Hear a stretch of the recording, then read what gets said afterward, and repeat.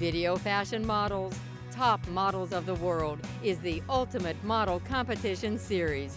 We're counting down 100 extraordinary catwalkers from every corner of the planet, from the land down under to the Far East, from sultry South America to the U.S. heartland. We're ranking each region's most stunning strutters.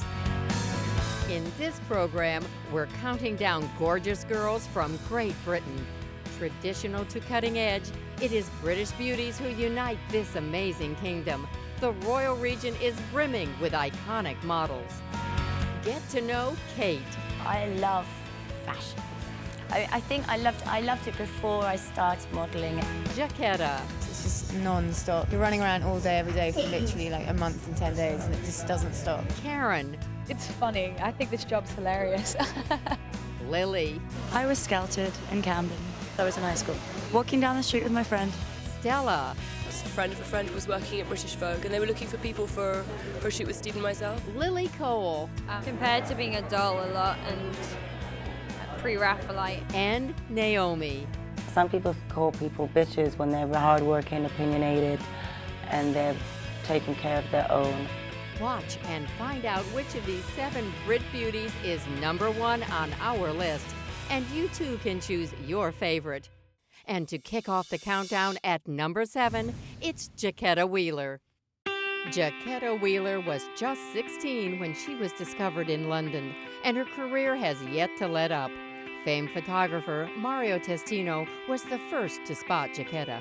I was in a taxi in Knightsbridge and I happened to see her, and I was quite impressed by her height, her length, and I guess the idea of her short hair. That's how it all started, and I decided to propose her for the Gucci, and I used her also for French Vogue. Doing the campaign was a lot of fun. The response that I've got from it has been amazing. Once I left school, I've been able to do it full time. Since starring in her first Gucci campaign and many others, Jacquetta remains in demand on the fashion circuit. The good thing is that you meet so many different people from all over the world, which I find really interesting, and just so many different personalities and characters that you can get to know. The bad side is that although you're getting to know all these people, which is really cool, you're away from your real friends and your family the whole time, and it can get really lonely. So returning to do the shows in London is always special, even though there isn't much time to unwind. I'm doing Elspeth Gibson, Julian McDonald, Matthew Williamson, Paul Smith, Burberry. It's just like every season's sort of half like look forward to, but half dread at the same time, because it's just non-stop. It's like you're running around all day, every day for literally like a month and 10 days, and it just doesn't stop. It's like one day after the other, and it's like, I don't know, it's crazy. It was quite hard work, but you know, it was satisfying. I moved to New York, but I'm just sort of really going for it now. Ranking at number 6, androgynous Brit, Stella.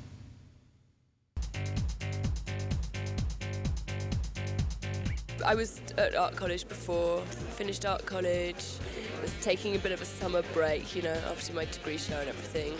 And a friend of a friend was working at British Vogue, and they were looking for people for a shoot with Steve and myself, who was coming over. He didn't want to work with people who were like, models. He wanted to work with normal people. So I'm not really a normal person anymore, but I was then. So I did the shoot, and then I did Versace advertising with him after that. And I just thought, well, you know, I don't know what is the possibility of it. I don't know what could happen, but I might take it and see where it goes. And I did, and this is kind of where I ended up.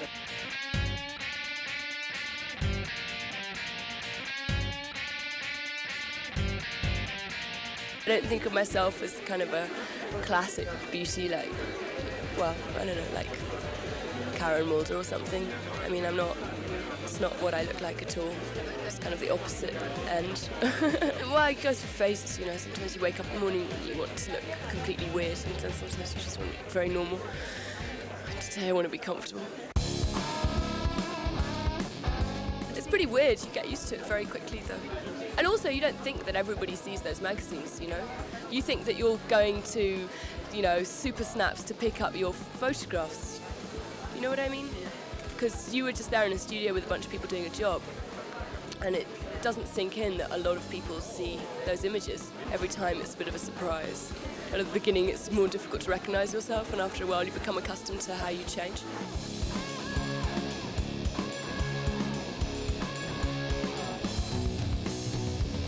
My most favourite moment? I've no idea. I mean, there's some shows which I really enjoy. Well, in Paris I had a lot of fun at the Galliano show. I mean, I always get really nervous before that show. It's the only show that really makes me sort of get butterflies. But I was well disguised and I liked what I was set up as. It's great working with Carl. You know, he's such an intelligent guy. He's got so much energy, the amount of stuff that he does. And he's so knowledgeable about so many things. I mean, I love doing the shows, but when you're doing the shows in Milan and then in Paris, and I like to go to London as well, and then New York, so it's quite grueling work. My style is just what I like. You get a bit picky about things. You recognise quality when you see it, especially after doing couture shows, you know, when you see how beautifully clothes can be made. We'll see what happens. You know, this is what's happening for the moment, and it's great. At number 5, it's the ginger model turned actress, Lily Cole. Compared to being a doll a lot and pre-Raphaelite. A distinctive face on the modeling scene, Lily Cole has become one of London's major model exports. It's exciting. It does kind of gradually get bigger and better, and you start to get recognized by name, like little things like that, do you know what I mean? At only 16, Lily was named Model of the Year at the British Fashion Awards. Since then, she's gained worldwide exposure, landing coveted editorial spots and lucrative campaigns. There's several editorials. Campaigns, Prada campaigns just come out. I did the new Moschino campaign. Moschino the first time, I mean, I did it the season before, so I was expecting it. And then I was obviously really chuffed to get that. This red-haired beauty has graced the runways of top international designers, but we caught up with Lily in her native London. We're backstage at the Julia McDonald show, just waiting. It's supposed to have started already, so I'm guessing it'll start sometime soon. I think they're just finishing off the last girl's hair and makeup.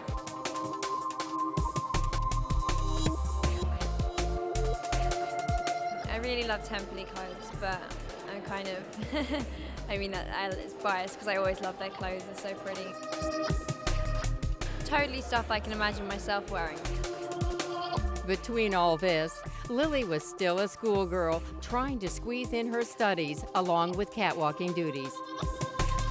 I just took yesterday off, and then today I came after school, and I'll do the same tomorrow. It's hard work. I'm not going to say it isn't, but it means I get the best of both worlds. I don't get sick of either, and I still like going to school. I like seeing my friends.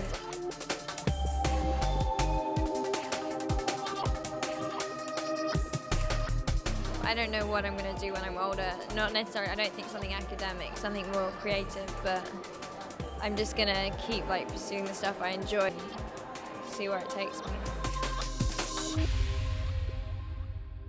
At number 4, get to know English Rose, Lily Donaldson. You see the Burberry sign, it's like England. I love it.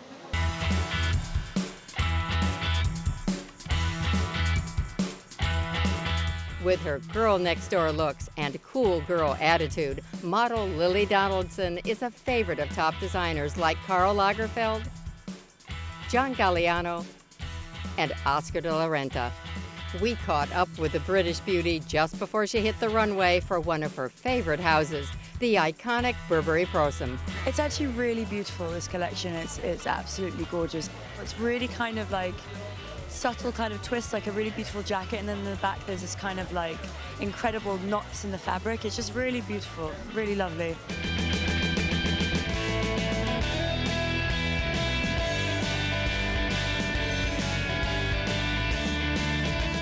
I was scouted in Camden. I was in high school. Walking down the street with my friend. Yeah, handed me a card. I just thought they were joking. I honestly didn't know what to think, and then I think I lost the card. And then I started thinking about it, and my friend was actually encouraging me. They were like, you know, why not give it a go? And I did, and, you know, I found out I liked it.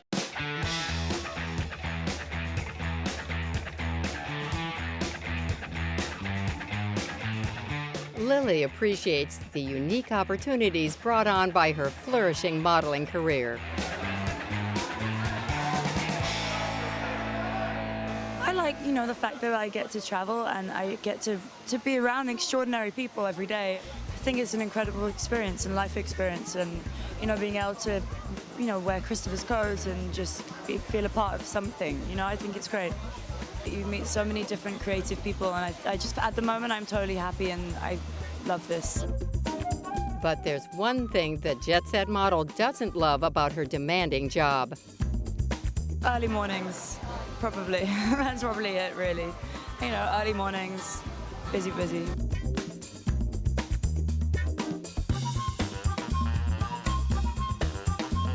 After traveling the world, Lily has set up house in the Big Apple, a fashion capital and a social hub for the young model. I love it in New York. You know, I'm very English, and I will be moving back to England at some point. But for now, New York is, you know, it's wicked. I have great friends there, and, you know, a nice life there at the moment. With campaigns for Anna Sui, Burberry, and The Gap in her back pocket, Lily has a relaxed attitude toward her bright future. I'm going to see where the wind takes me.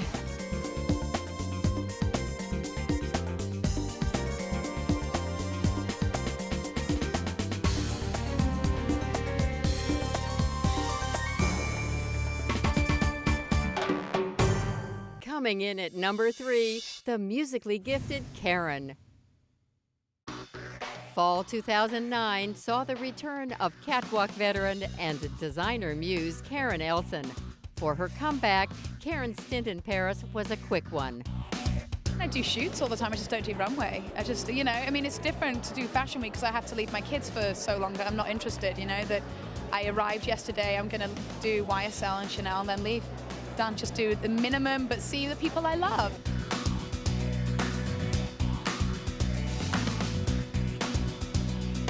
I love Stefano, I love Carl, and I really like Riccardo too. So come in, see my friends, leave.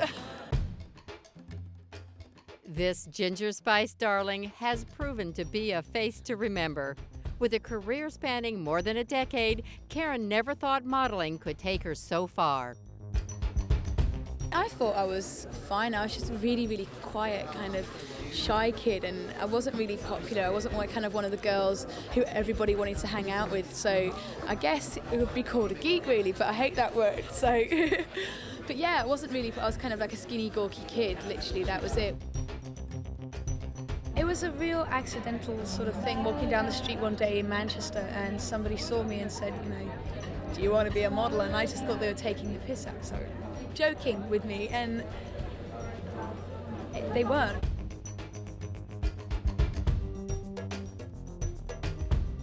I love where I'm from, but I wanted to kind of travel and leave. I was really sort of desperate just to get out. I don't know why, I just wanted to. I was a teenager and pretty bored. I was going to move down to London eventually, but someone offered this, and I'm, you know, 16 years old, nearly 17, and thought, you have one life, you know, just travel and see what happens, and I was really lucky, you know. As well as showcasing the best international fashion, Karen has fostered relationships with countless designers, most notably Zac Posen. Well, I've known him since he was going to high school, and it's all progressed into this. It's quite unbelievable. You know, there's no point hiding your bump and hiding your curves when you're pregnant, so when I put this dress on, it felt very, very lovely.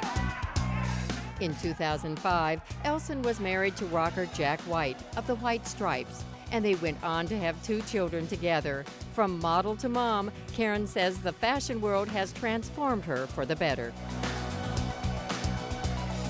I'm a lot more confident, and I'll say what I think now, whereas before I wouldn't. And also, I feel like I've learned such a valuable lesson in life so far. I've lived the past 2 years, like I feel like a whole life compared to some people.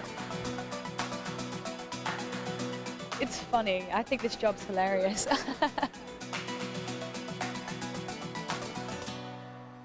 Landing at number 2, it's the eternally beautiful Naomi.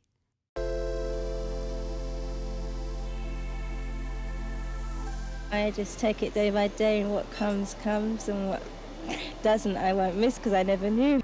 Naomi Campbell hasn't missed much in her more than 25 years of modeling. The glamorous globalization of Campbell has included runway, magazine, and acting work. Action. Pleased to meet you. I'm girl 75. Hello, this is Mistress Marlene. I heard you've been a naughty boy. Despite her fame, Naomi was still excited over her first American Elle cover shoot. After 10 years, can you believe? It was a very good cover for us. I'm still excited to get a cover for me. She tried everything. She's going to continue, I think. Continue she did, with her very own doll, a partnership in the fashion cafe with fellow supermodels, and her very own perfume with an essence of her personality. I would describe it as very mysterious. When they did a survey of what the percentages of me, it was independent, mysterious, outgoing, outspoken, sexy, opinionated, and I think it all boils down to, I think, just being honest with yourself at the end of the day. Some people call people bitches when they're hardworking, opinionated, and they're taking care of their own and in control of their own career. I don't care to change that because that's the way I'm going to stay, because it's also protected me in a lot of many great ways. How did the modeling days begin for this South London-born aspiring dancer? So I was hanging out after school in London, and an agent came up to me and gave me a card, and said, if you want to be a model, you can come to my agency. I thought about it, took the card to my mother, and she was like, no, I put you in a school to be a dancer. Dancer's what you're going to be. And so, like my vacation time, she just let me go try, and it turned out well. I've always been very lucky in the people that I've had around me, and my mother. Close friends, such as the late Johnny Versace, reveled in Naomi's ability to breathe life into their designs with her panther-like strut. I'm not there to show off myself. I want to show the clothes in the best way possible. Sometimes her runway style had its pitfalls. I had to laugh. I mean, what do you do, run off and cry and sulk? Campbell is also blessed with a dynamic face.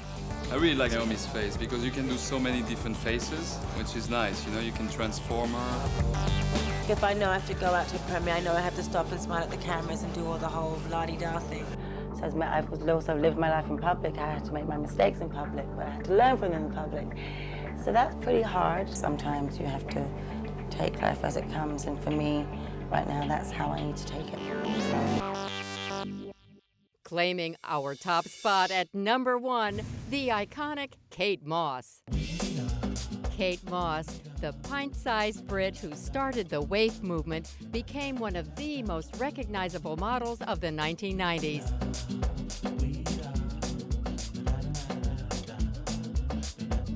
The beauty, who went on to international fame, was discovered appropriately in an airport. I was traveling in America on business. It was a Friday night, summer, hot, JF Kennedy Airport, and I turned around and she was on our check-in queue for Pan Am. She was 14 years old then, and she's been with us ever since.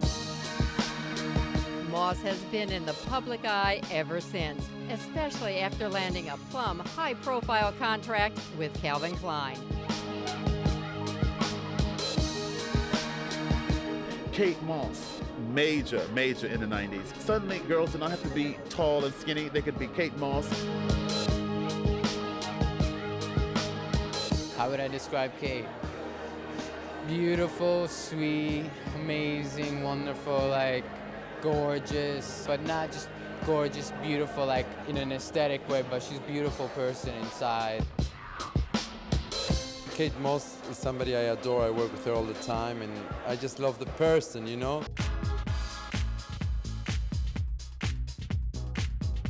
I think She inspired loads of people. She was a breakthrough, you know, she was a breath of fresh air, and I think, you know, the women we're seeing today are a result of her.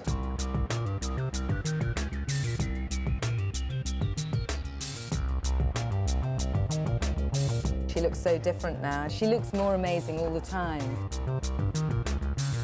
She's the last one of the big star, and she's been the first one of this new generation. So I think she's represented today. Kate's professional success never waned throughout the 90s and into the new century. In 2002, she gave birth to a daughter, Lila Grace, but never completely gave up runway. Her unique sense of style garnered Kate an award in 2005 for fashion influence from the Council of Fashion Designers of America. It gives me great pleasure to present the CFDA's award for fashion influence to my friend Kate Moss. Wearing the designs of her friend John Galliano, a soft-spoken Moss accepted the award. I'd like to thank the CFDA for giving me this award and all the people that I've had the opportunity to work with over the years. Thank you very much. This was followed by her induction into the Best Dressed Hall of Fame, but it was what happened in between that kept Kate in the headlines. Long known as a party girl, in 2005, Kate's wild ways made headlines when she was photographed allegedly using drugs. Nicknamed Cocaine Kate, the fashion industry quickly distanced themselves from her. However, less than 6 months later, she changed that to Comeback Kate and starred in a slew of campaigns in 2006, earning an estimated $9 million. Oh, she's dressed. Kate's eclectic style caught the attention of Sir Philip Green, owner of British high street phenomenon Topshop. And in 2007, he approached the young mom about designing a line for his chain. It's very Hamptons, I was thinking. I love fashion. I think I loved it before I started modelling, and I always used to go into my mum's wardrobes and, you know, clear out all the flares and cut them up and make them into skirts. And I've always just really liked it and dressing up, and I dress up my friends and we all dress up, and that's fun. I just think it's fun. Look, it's how it should look. That's why I'm a model. Look, that's how it's supposed to look. In 2009, the one-time waif co-chaired the Metropolitan Museum's Model is Muse exhibit and was ultimately the personification of the theme.